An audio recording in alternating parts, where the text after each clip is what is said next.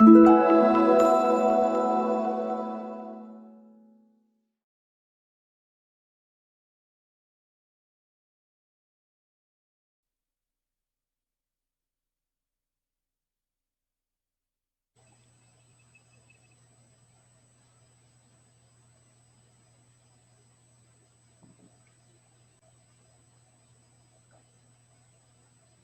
dia, pessoal.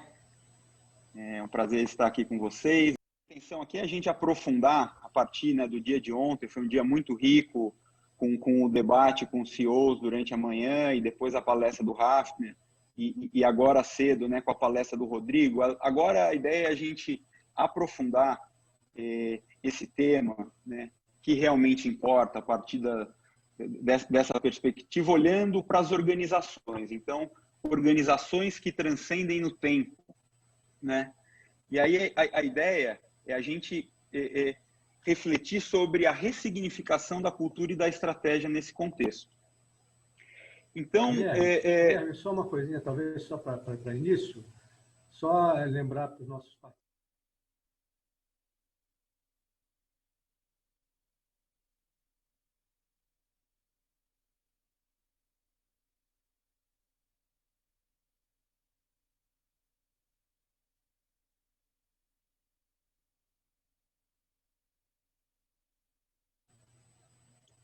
Então, vamos lá.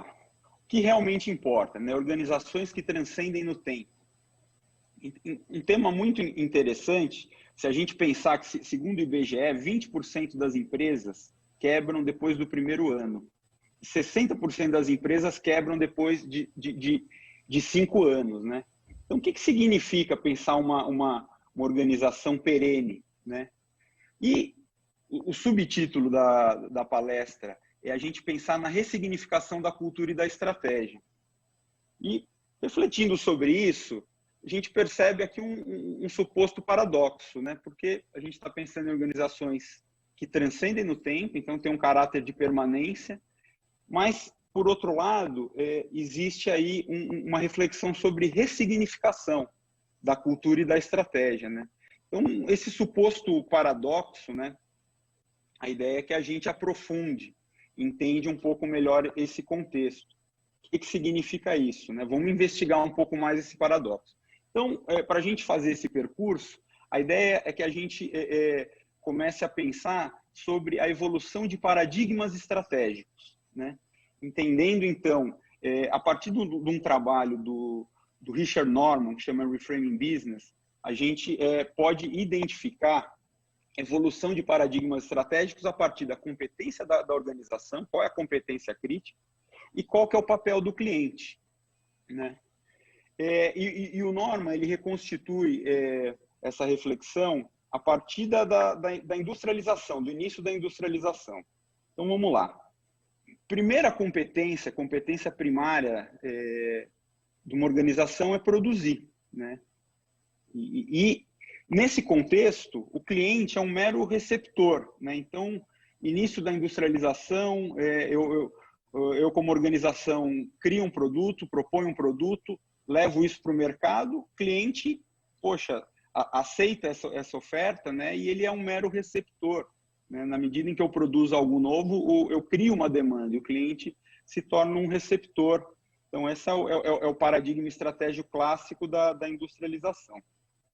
Na medida em que a concorrência vai aumentando, né, ou foi aumentando dentro de uma determinada indústria, o cliente passa a ser fonte, né? Então, eu, enquanto organização, vou fazer pesquisa de mercado, vou entender as demandas, né, vou entender as necessidades, e aí posso estabelecer uma relação que pode ser muito passiva, ou seja, eu ouço o cliente e me viro para entregar exatamente o que ele quer, o que ele busca, né? Então, a tal da gestão com foco no cliente nasce a partir dessa perspectiva como paradigma estratégico. Dentro de uma evolução, o cliente pode ser visto como coprodutor da história. Então, eu posso ouvir o cliente com pesquisa de mercado, mas eu também analiso minhas competências, minhas aptidões, e aí eu construo uma proposta de valor a partir dessa interação, né? Estabeleço uma interação co-criativa, né? Nessas duas dimensões relacionais, em termos de competência da organização, a gente já começa a ver esse exercício da empatia, né? Então, eu olho para o cliente ou para os meus grupos de cliente, quais são os ganhos, quais são as dores. Enfim, esse mapa da empatia pode ser mais detalhado, mais aprofundado, mas é eu construir uma proposta de valor que endereça esses ganhos, essas dores e construa esse processo de forma junto com o cliente, né? O que o Norman fala, e aí a gente também complementa essa reflexão aqui na Digo, é que a gente já está vivendo um novo paradigma estratégico, em que o cliente passa a ser visto não só como cliente final, o comprador, mas todo o ecossistema com que a organização se relaciona, né? E a principal competência, além de produzir e estabelecer relações, é criar valor num determinado contexto. E o paradigma estratégico seria reconfigurar o sistema de criação de valor. O que significa isso? Significa conseguir atualizar a entrega de valor, a proposta de valor, ao longo do tempo. Não só para o cliente final, né, ou para o cliente principal, mas para todo o ecossistema, entendendo então o papel do colaborador como um cliente interno, entendendo parceiros, entendendo acionistas e, fundamentalmente, toda a sociedade, né? Então, é essa gestão do ecossistema. Nesse sentido, a gente pode também trazer como complemento uma visão evolutiva do papel da marca, né, nesse contexto, também como uma ferramenta estratégica ou como um elemento de expressão de uma cultura, né? Então, marca como expressão de uma cultura. Nesse primeiro estágio, né, em que o cliente é um receptor, a marca é garantia de procedência, é um instrumento de vendas. Na medida que a marca passa a ser um instrumento para gestão com foco no cliente, ela vira um instrumento de marketing. E nesse contexto em que a organização busca criar valor e construir relações com todo o ecossistema, marca atinge esse caráter de ativo estratégico. Aí nasce o tal do branding, que é uma disciplina relativamente recente, mas, enfim, no mundo que está mudando e que a entrega de valor tem que ser atualizada ao longo do tempo, marca como ativo estratégico, como ativo intangível, presente aí no balanço de muitas organizações, é esse elemento que me dá o lastro da reputação e permite eu, como organização, que eu consiga atualizar minha proposta de valor, mas mantendo consistência das relações e dos vínculos. Alguns exemplos para ilustrar esse processo evolutivo, né? E eu vou trazer exemplos a partir da indústria automobilística, que é interessante porque ela, de alguma forma, percorreu todos esses paradigmas estratégicos. Então, no primeiro estágio, vamos olhar para a Ford, mas não para a Ford de hoje, para a Ford do Henry Ford, lá no início do século XX, né? Então, o Henry Ford, né, a partir da linha de montagem, né, trazendo ali referências de gestão da época, produzia em grande escala e muitos de vocês devem conhecer aquela piadinha do marketing, né? Então, o cliente poderia escolher a cor de carro que ele quisesse, contanto que fosse preta. Por quê?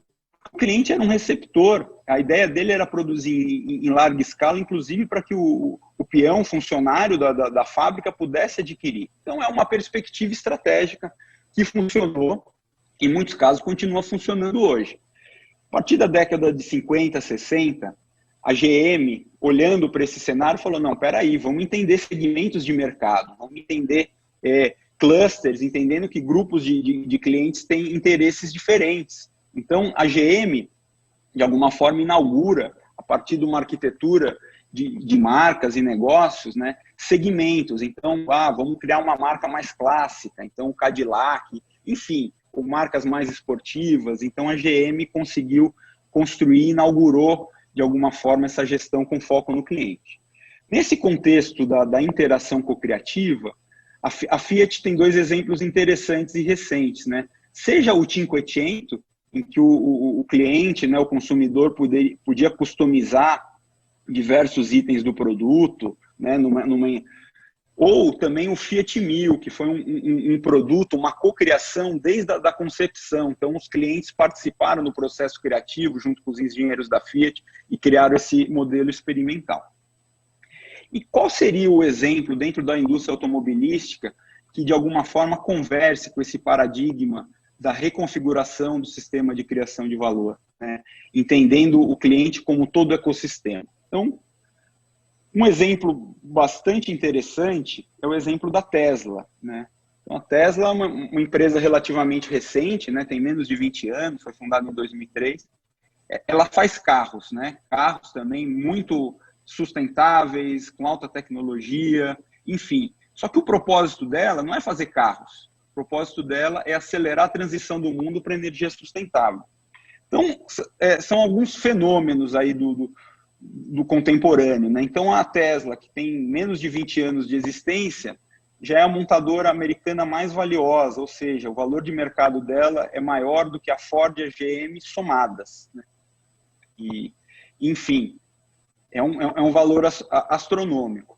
Se a gente aprofundar a questão, a gente entende que a Tesla e esse propósito grande, na verdade, compõe um ecossistema de negócios, né? Então, a Tesla, ela produz carros, mas também tem frentes de negócio ligados a baterias, produção de energia. Então, se a gente olha para todo o ecossistema, né, o próprio Elon Musk aí tem a SpaceX, né, que investe na fabricação de foguetes, exploração espacial, enfim. Então, é uma outra mentalidade. E a gente vê nascer outros negócios que não estão diretamente ligados à indústria automobilística, mas, por exemplo, o Uber, que é uma plataforma, é um negócio ligado à mobilidade, né? E aí, outro fenômeno também, né? O Uber, em 2011, valia 60 milhões e a GM 54 bi. Em 2017, já valia 68 bi, né? Ou seja, é um fenômeno, né? Então, um exemplo clássico dessas organizações exponenciais que muito rapidamente cresceram como uma plataforma digital, enfim. Outros exemplos, Zascar, né? Então, eu não preciso ter um carro necessariamente, eu posso participar de uma frota compartilhada e aí usar o carro quando eu preciso. Ou o próprio Waze, né? O Waze é uma ferramenta que, para quem mora nas grandes cidades, é quase que um instrumento essencial de sobrevivência, né? Com o propósito de melhorar o fluxo do trânsito por meio da própria comunidade. Então, o que está por trás disso, né? A gente está falando aqui desse paradigma da reconfiguração do sistema de criação de valor, né? Ou seja, a capacidade de ressignificar o que é valor ao longo do tempo, como uma competência fundamental. O que está por trás desse impulso? E aqui a gente vai dar um passo atrás, ou na verdade vamos olhar um pouco de cima todo esse contexto, ilustrar então um pouco do que está acontecendo no mundo, para depois a gente aprofundar exemplos mais específicos de estratégia e cultura, né? Então, vivemos aí nesse mundo conectado, evolução gritante das tecnologias de informação e comunicação, né? Então, nós aqui conectados com nossos celulares, nossos aplicativos, né? Estamos fornecendo informação, estamos conectados com o mundo inteiro. Então, essa perspectiva aqui é uma perspectiva relativamente recente, né? A revolução tecnológica, talvez como uma mega tendência fundamental, central aqui, desse contexto de aceleração das mudanças, nada mais do que isso, né? Então, a revolução tecnológica acelera as mudanças, acelera exponencialmente a produção de informação, né? E, né, com Big Data, Machine Learning, Internet das Coisas, né? Então, isso é futuro, não é futuro, isso é presente, né?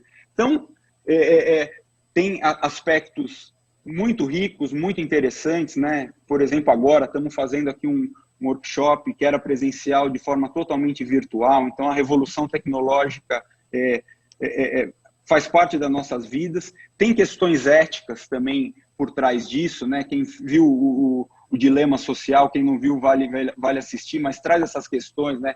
O quanto que também toda essa informação que a gente está gerando, de alguma forma a gente pode ser manipulado, mas enfim, é um movimento irreversível.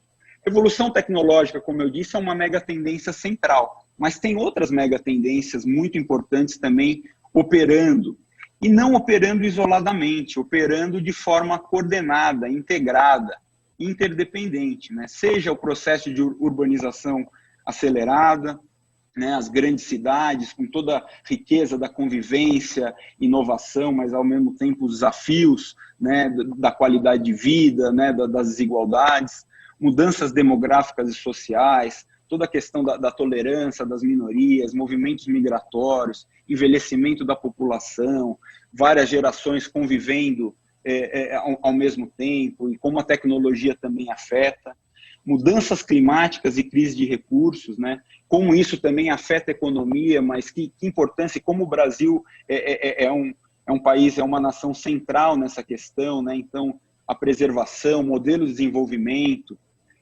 também, né, como busca de recursos, energia, assim por diante, e por fim, mudanças no poder econômico global, né? Também muito atual, questão de China e Estados Unidos, né? Como o Brasil se insere nisso, uma visão de mundo mais globalista, uma outra mais nacionalista, isolacionista, como é que a gente se insere? Enfim, estamos no meio desse caldo e, de alguma forma, o coronavírus vem para complexificar, desnudar.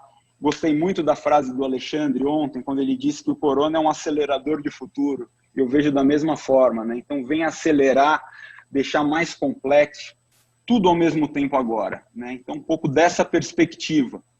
E aí fica um pouco dessa imagem, assim, né? Essas mega tendências com o coronavírus é quase que uma grande tempestade, né? E não é nem ruim nem boa, mas de alguma forma deixa o nosso ambiente mais incerto, mais complexo, mais turbulento.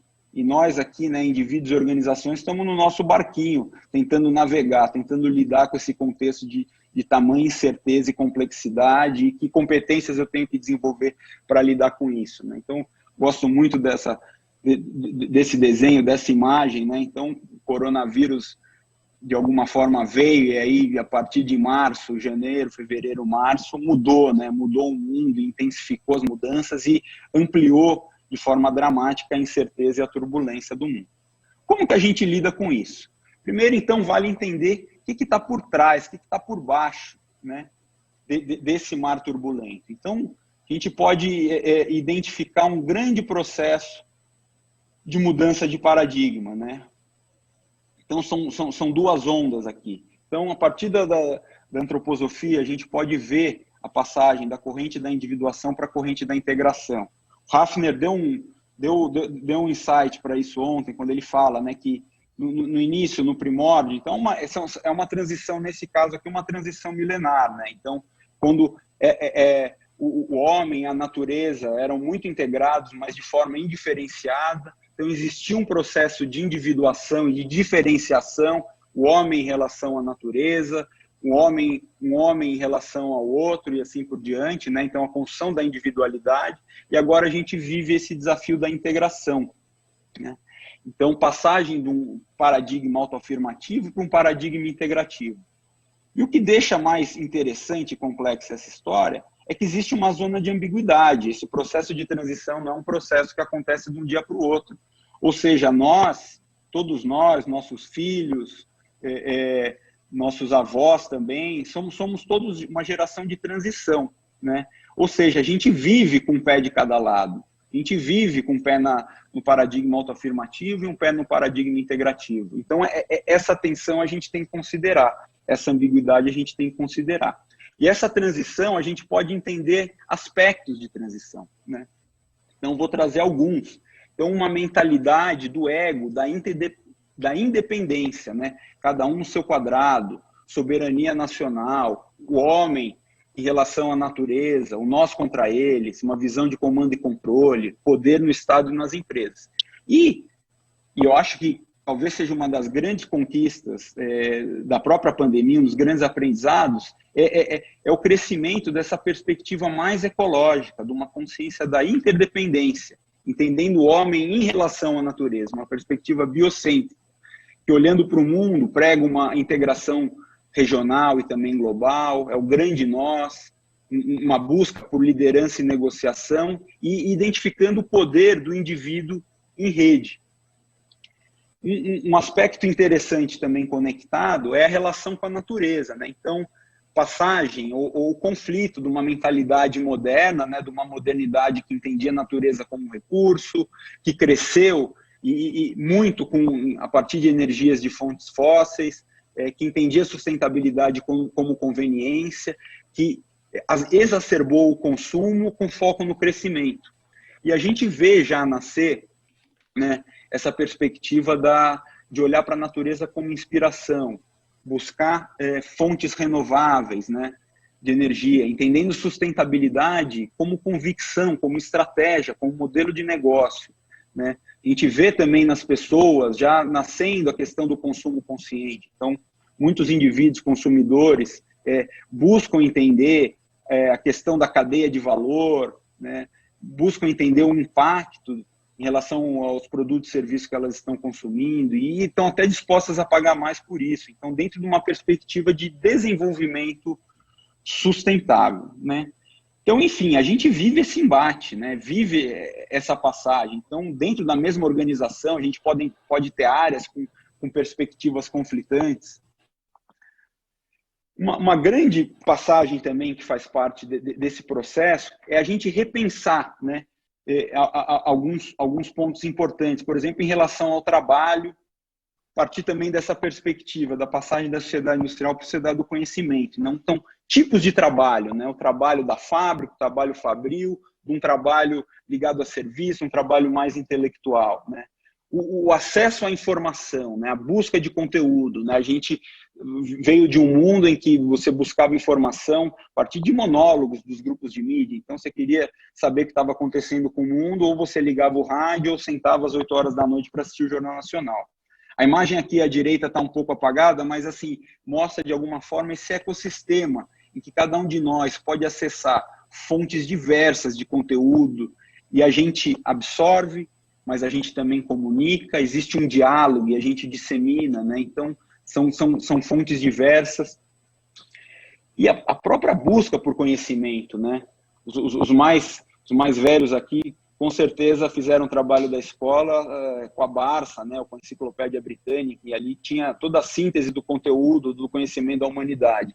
E hoje a gente entra na internet, entra no Wikipedia, e aí a Wikipédia tem muito mais conteúdo, a gente pode participar dessa construção de conteúdo e a Wikipédia tem muito menos erro do que as enciclopédias tradicionais. Então, é um repensar, é um outro modelo de olhar para o mundo, né? Se a gente for olhar mais atentamente para as organizações, a gente pode entender toda essa mudança de paradigma como uma mudança de mentalidade, de forma de pensar.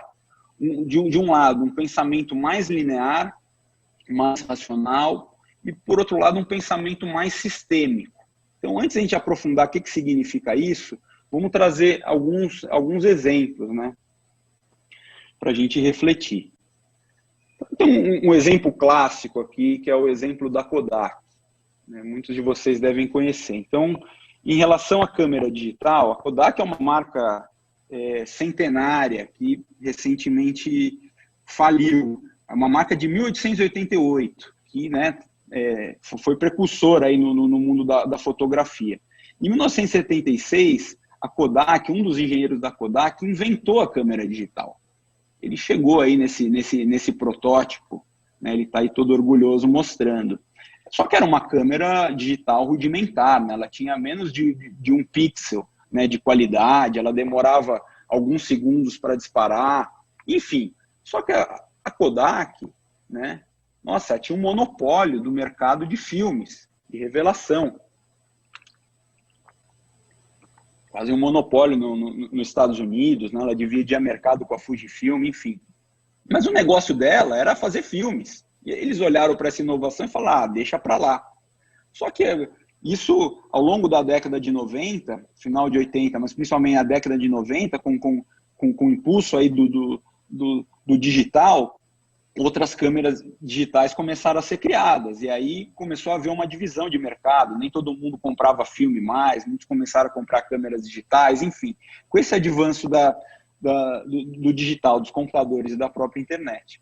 E aí a Kodak fala, não, temos que entrar nesse mercado. Mas quando ela entra no mercado de câmeras digitais, ela entra já de forma atrasada. Já existiam outras marcas, outras empresas e com tecnologia avançada. Enfim, quando em 2007 é criado o iPhone, né? E aí a câmera digital ou câmeras propriamente, elas acabam se tornando um produto mais de nicho, né, para públicos profissionais, né, e quem é um fotógrafo padrão, assim, de alguma forma vai fotografar com o celular. Então a Kodak vê o core business dela, que era fazer filme, morrer, né, e ela não conseguiu se atualizar enquanto marca. Então ela passou uma dificuldade muito grande, pediu falência, e atualmente, né, como a marca sempre foi muito forte, viveu esse período de crise, eles estão tentando, de alguma forma, ressuscitar. Mas, enfim, é um case interessante, em que predominou essa perspectiva linear, né, do ativo tangível e de uma reflexão talvez mais superficial, vamos dizer assim, de qual que é o negócio da Kodak.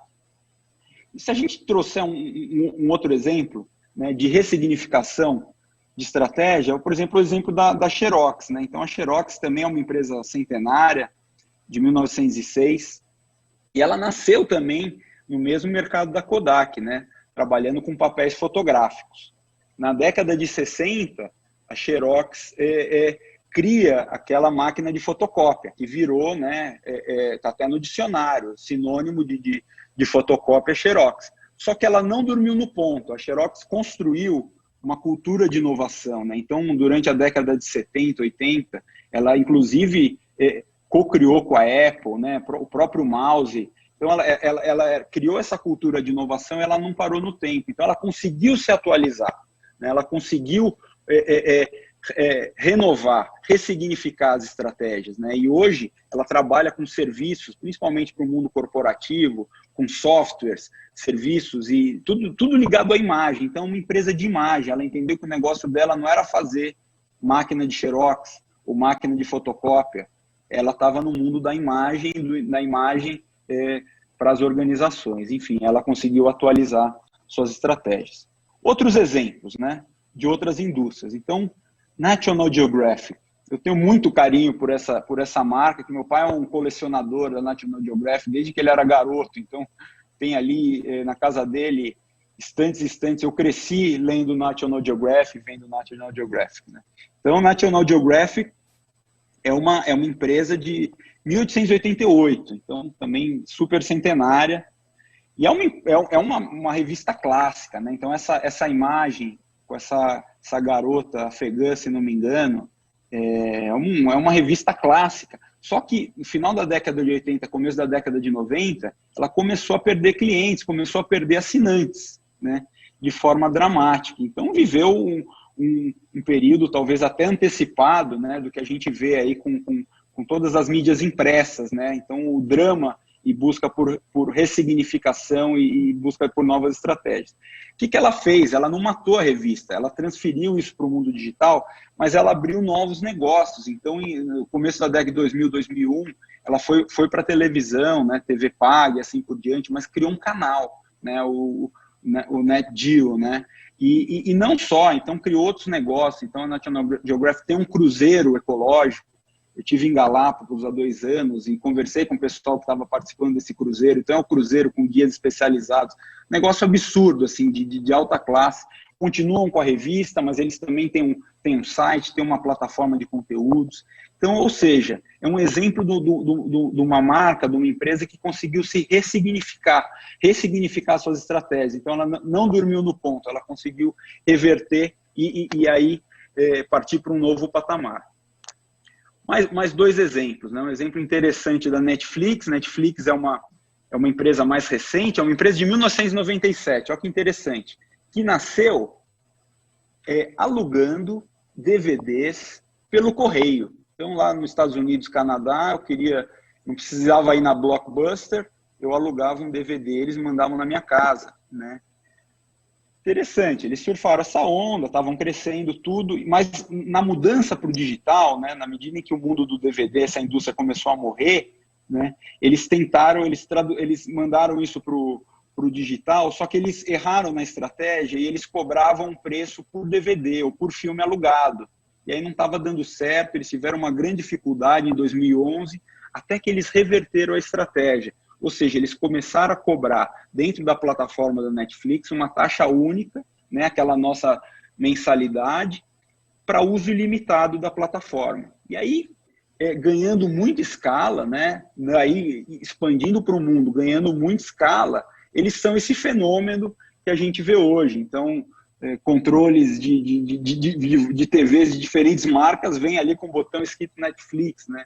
Então, uma infinidade de conteúdos, inclusive conteúdos originais, né? E é realmente um fenômeno, né? Então, uma empresa que, hoje em dia, uma empresa de entretenimento que vale mais do que as tradicionais Disney ou nos Estados Unidos a Comcast, né? Então, um fenômeno estrondoso. E um exemplo claro de ressignificação da estratégia, mas também de construção de cultura, né?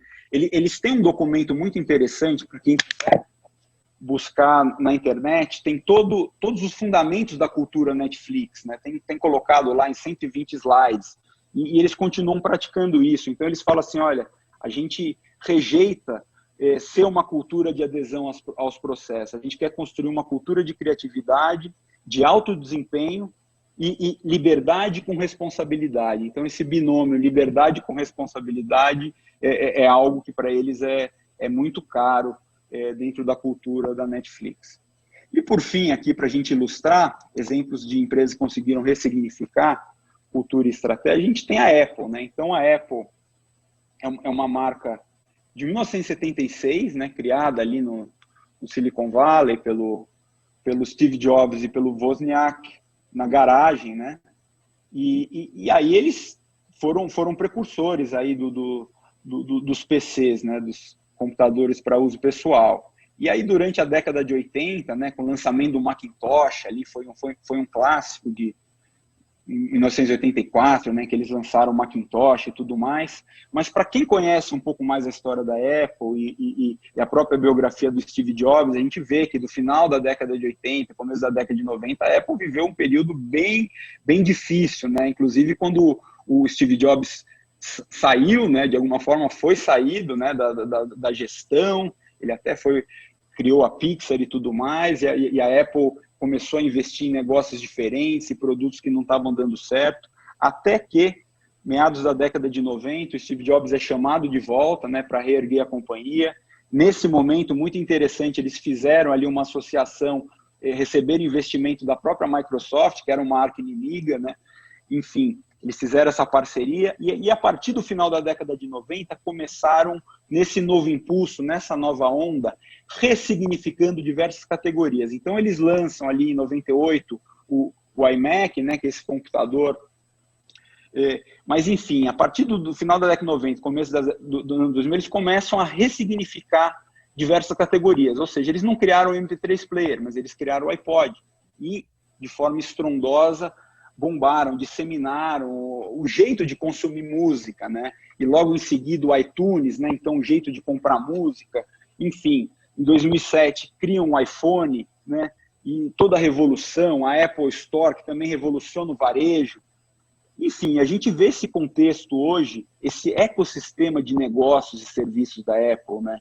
Então, produção de conteúdo, enfim, tudo isso de forma integrada. Então, é um exemplo claríssimo de uma empresa que conseguiu ressignificar estratégias, construindo o ecossistema de negócios e a partir de uma cultura de inovação também muito forte, muito presente, inclusive quando o Jobs já se foi, já faleceu, mas eles conseguiram manter isso e hoje é uma empresa com valor de mercado exorbitante. Enfim, Guilherme, por favor, talvez Luiz. está chegando alguns comentários e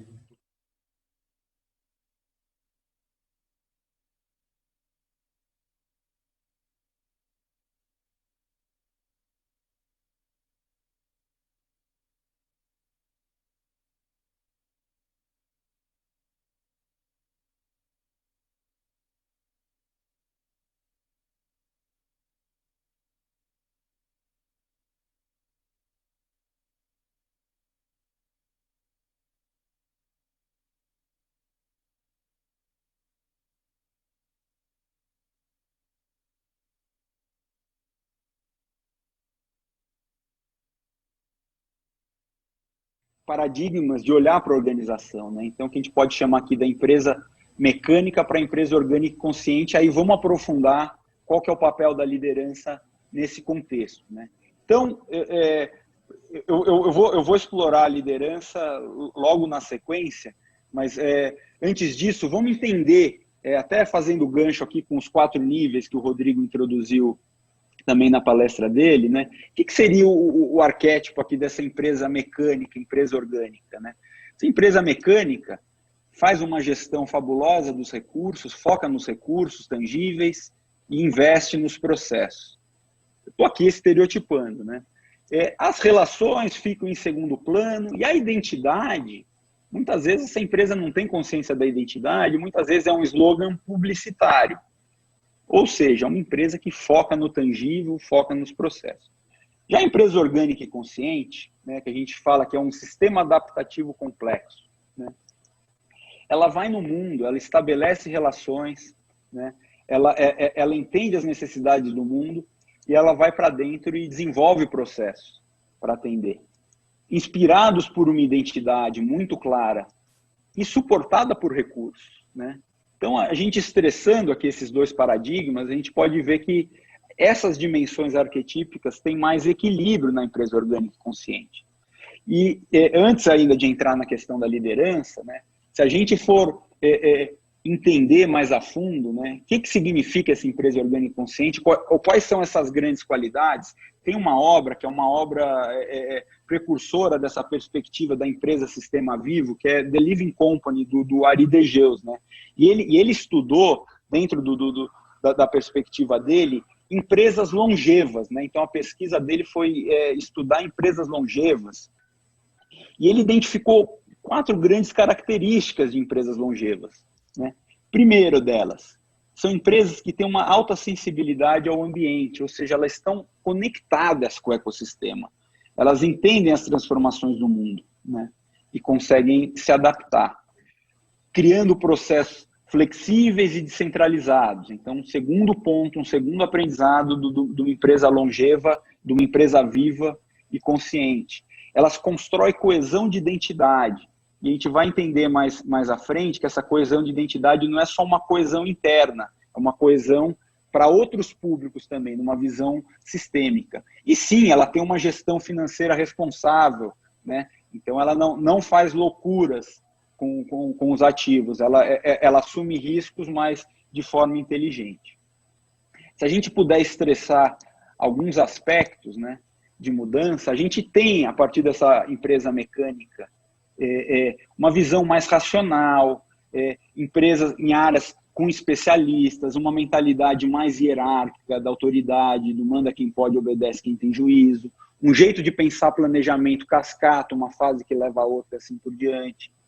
Em contraponto, a uma empresa que tem uma visão mais holística, mais complexa, né, do mercado, que, de alguma forma, valoriza o multidisciplinar, né, que, de alguma forma, constrói times com várias perspectivas, com essa riqueza de perspectivas, olhando para a liderança, que valoriza a colaboração e autonomia, então, de alguma forma, rejeita o modelo hierárquico do comando e controle, e que estabelece ciclos de aprendizagem contínuos, né? Então, toda a mentalidade do ágil, as metodologias ágeis, de alguma forma, vão conversar com essa capacidade dessas organizações de aprender. Então, são organizações que são a construção de culturas de aprendizagem, né? Então, a gente pode identificar também aqui outros aspectos, né?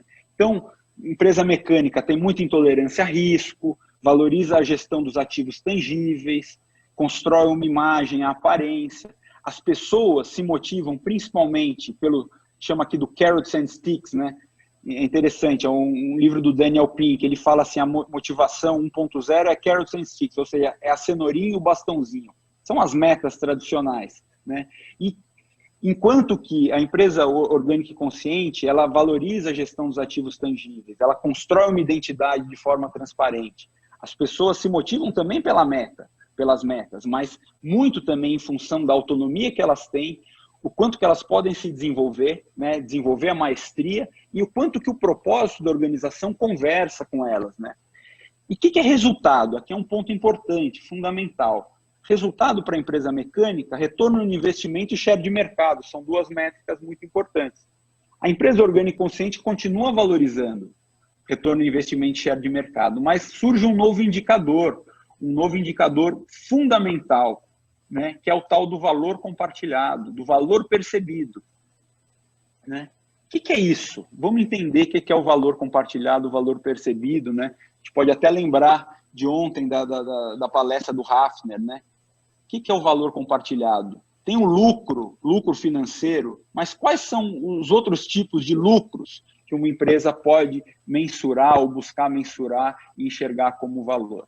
Enfim, estamos avançando para essa questão da liderança, mas de alguma forma a gente, olhando para esses dois paradigmas aqui, a gente pode entender estilos de liderança, né? Estilos de liderança também que conversam com o modelo mais racional, mais analítico, mais hierárquico, ou em relação a um tipo de liderança que constrói um ambiente mais colaborativo, mais focado na aprendizagem, né? Que valoriza o desenvolvimento de pessoas, e aí dando foco nessa questão do valor compartilhado.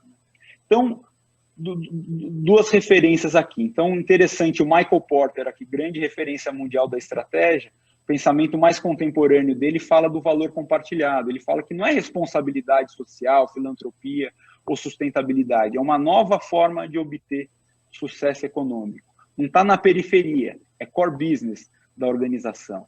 Você fala, nossa, que interessante, né? E aí, o exemplo aqui da direita é uma carta de agosto de 2019 da Business Roundtable, que reúne os 150 maiores CEOs dos Estados Unidos, né, que fizeram esse statement falando da importância da gestão dos negócios, né, negócio com propósito para gerar valor para todos os stakeholders, ou para os principais stakeholders, e não só para o acionista.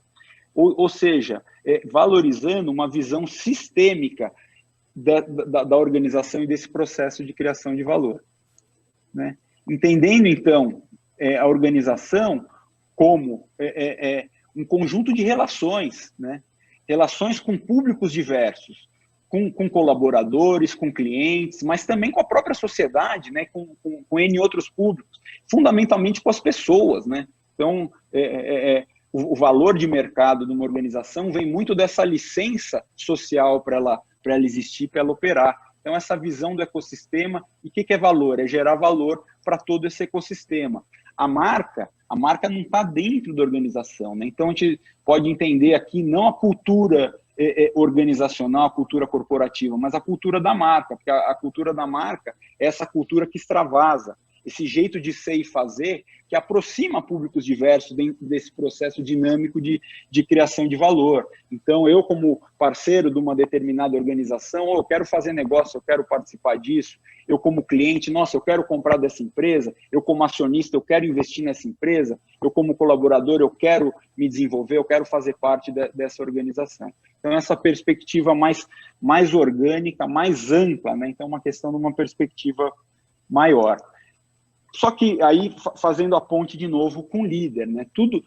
Essa consciência, essa ampliação de perspectiva, ela não existe, porque a organização, na verdade, isso foi muito falado ontem, né? É a conjunção da perspectiva de vários indivíduos, e principalmente da liderança, né?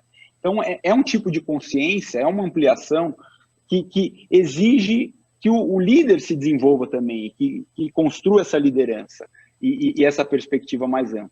Ou seja, ampliação de consciência, mas também ampliação da responsabilidade. Né? Você quer fazer algum complemento aqui, Luiz? Não, vamos em frente. Legal.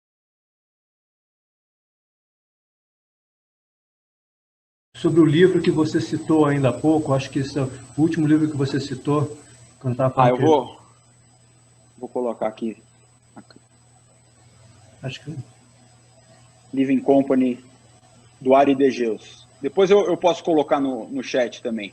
Ok. Mas vale a pena. Ele é do final da década de 90, mas continua muito atual, que ele foi um pioneiro, um precursor nessa reflexão. Enfim, entendendo esse paradigma, essa visão orgânica, essa visão sistêmica desse processo de criação de valor, a gente podia olhar agora para a fase de desenvolvimento de uma organização, entendendo a partir desses arquétipos, quais são esses steps, né? O que significa isso dentro de um processo de evolução de uma organização?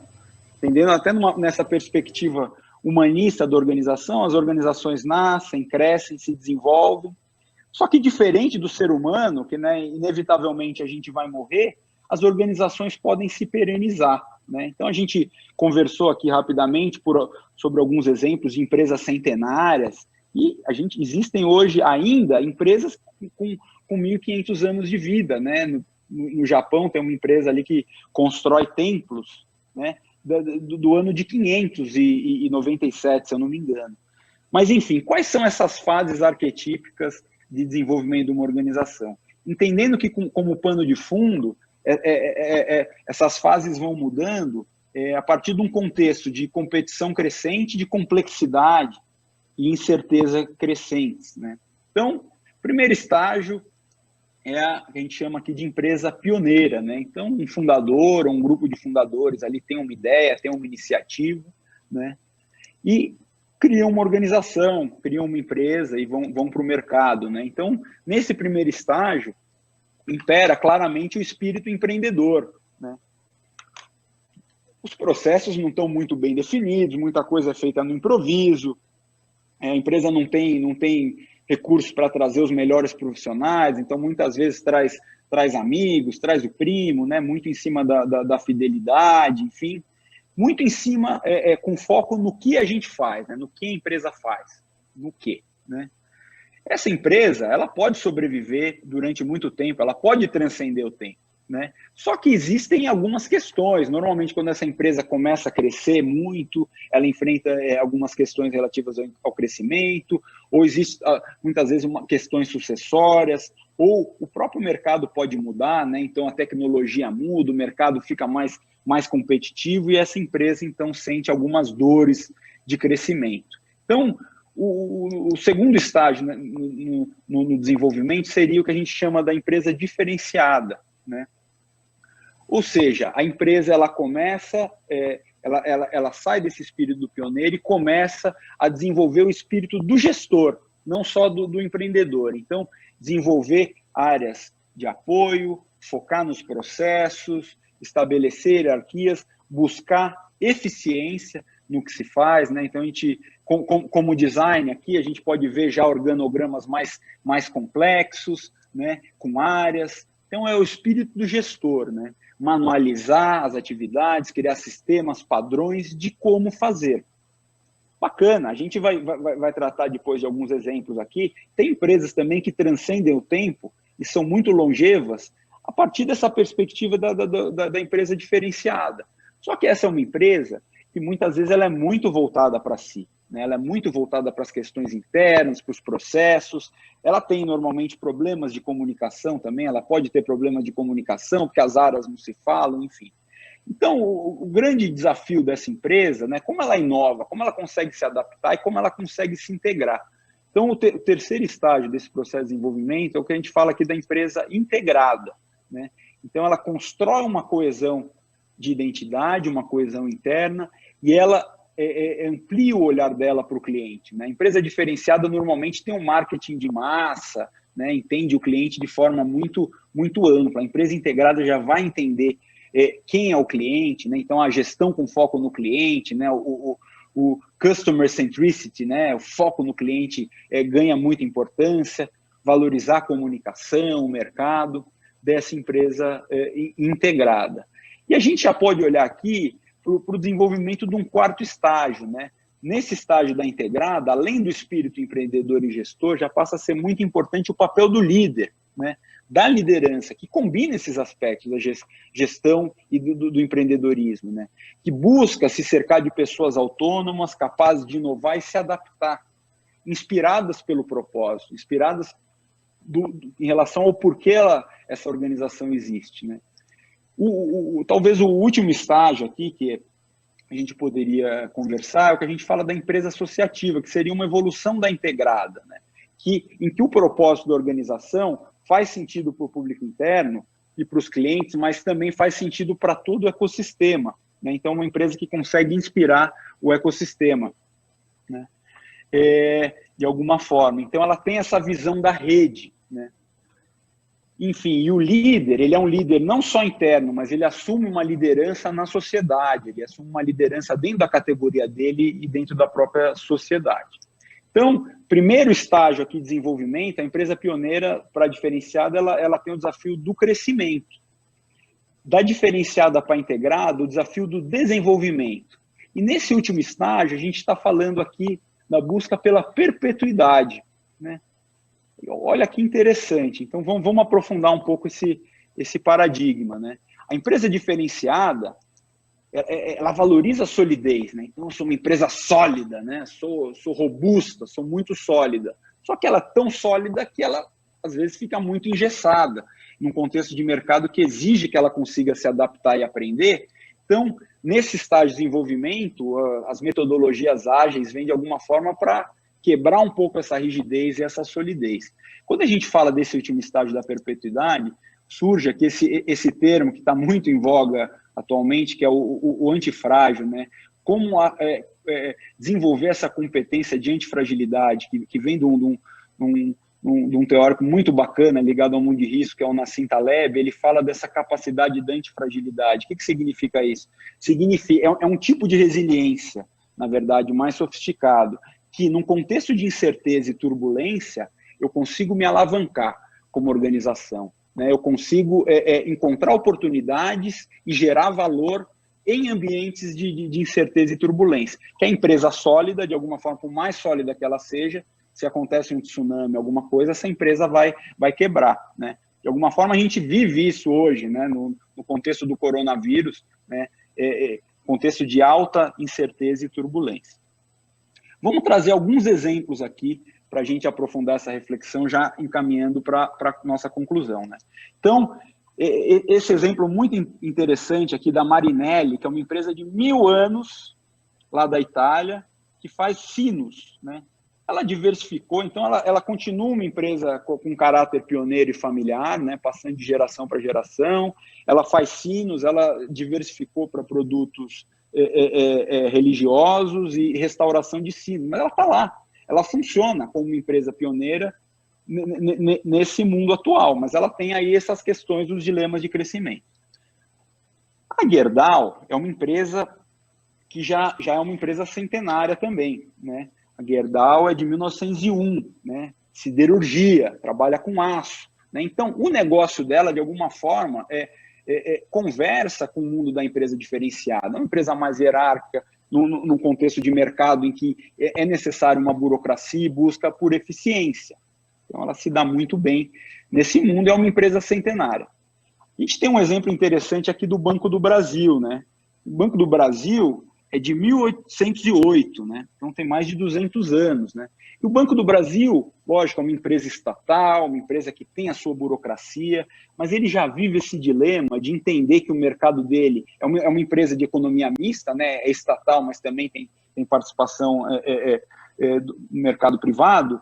Mas, enfim, ela vive já esse dilema, né? Então, ela tem um caráter da burocracia e tudo mais, mas ela também já vive a pressão do mercado concorrencial, das fintechs, e de olhar para essa complexidade do mercado financeiro.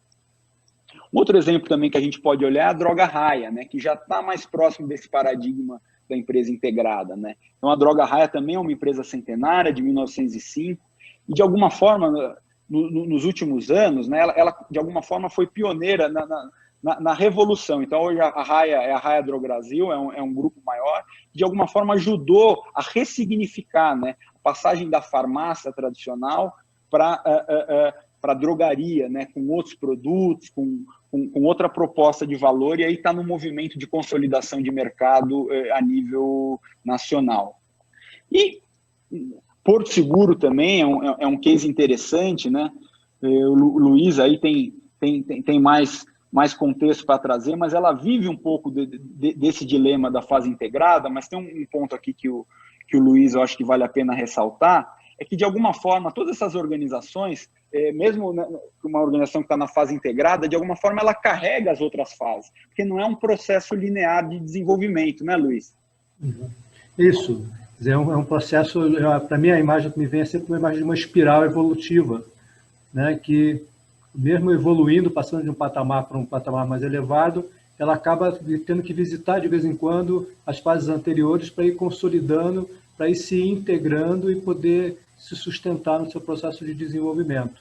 Então, a Porto Seguro é um exemplo que agora, embora já esteja bem avançada, né, indo muito para a linha da empresa associativa, agora ela precisou dar uma olhadinha para a fase diferenciada, olhar os seus processos, trabalhar seus níveis de eficiência, e com isso ela está se fortalecendo para dar um salto para um estágio mais avançado. Muito bacana. E aqui talvez um exemplo interessante de uma empresa que tem uma mentalidade associativa, né? A gente pode falar da Natura, né? E atualmente da Natura & Co, aí, né? Que é um grupo já com outras empresas, né? Adquiriu a Avon recentemente. Então traz essa complexidade, ou seja, a Natura tem um modelo de negócios, né? Muito ligado à sustentabilidade, à questão da construção da rede, né? Rede de relações é algo muito caro para eles e tudo mais. Tem um propósito muito inspirador, mas é também a gente interessante notar que a Natura também tem um pouco das outras fases ali presentes, né? Então tem ali ainda a presença dos pioneiros, tem toda uma questão, né, de busca de eficiência, né, das hierarquias. Tem um desafio de integração aí agora enquanto cultura, né, desse grupo, mas a partir de uma perspectiva associativa, né? Então, trazendo um pouco desses exemplos para a gente refletir, então, né, finalizando, né, entendendo que, na verdade, não tem uma fase melhor que a outra, mas esse paradigma da integrada associativa, de alguma forma, conversa com o que a gente viu no começo, com aquele paradigma estratégico, com esse paradigma da busca pela reconfiguração do que é valor. Ou seja, nesse estágio, são empresas mais aptas a se adaptar, são empresas mais aptas a aprender e atualizar a própria entrega de valor. E essa capacidade de adaptação, de alguma forma, é o que vai dar essa capacidade dessas empresas serem mais perenes e transcenderem no tempo, que é um pouco do tema da nossa palestra. A gente poderia fazer também alguns paralelos, aqui sintetizando talvez um pouco do que o Rodrigo trouxe na palestra dele, esse paradigma dentro do que seria, o que a trimembração social poderia trazer como inspiração para esse paradigma integrado associativo, né? Então, ou seja, a fraternidade econômica, a gente pode identificar na capacidade dessas empresas de construírem valor compartilhado a partir de um propósito maior, né, um propósito que visem construir impacto coletivo, que visem mensurar esse valor compartilhado a partir de outras perspectivas de lucro, né? Foi bacana, né, quando o Hafner trouxe, né, o lucro financeiro, sim, o lucro social, o lucro ambiental, expandindo essa perspectiva, né? Também essas empresas, de alguma forma, trazem a questão da igualdade, dos direitos, no próprio design, na própria estrutura organizacional, né? Então, são normalmente empresas muito menos hierárquicas, são empresas mais horizontais, com células de trabalho com autonomia, células integradas, que constroem processos decisórios transparentes, seja internamente com os colaboradores, seja com parceiros, né, seja dentro do ecossistema. E a questão da liberdade cultural está muito em cima da diversidade, né? Então, o valor da diversidade, do ponto de vista, da autonomia dos indivíduos, né, dentro do processo de desenvolvimento de cada um, né, de valorizar o potencial de cada indivíduo, né, de construir empatia e de investir no desenvolvimento humano. Então, talvez sejam algumas pistas da trimembração social, como reflexo do modelo de negócio, né, dessas culturas a partir desse paradigma, né? Então, para concluir, né, a gente está falando aqui de organizações que transcendem no tempo, mas que de alguma forma são capazes de ressignificar, né, são capazes de ressignificar a própria cultura e a própria estratégia, né? E aí, para finalizar, é uma frase de inspiração, mas também uma provocação, né? Então, como vir a ser o que se é? A frase aqui do livro de conclusão, aqui o último livro do Nietzsche, ele escreve essa frase aqui na abertura do livro, na Noite Homo.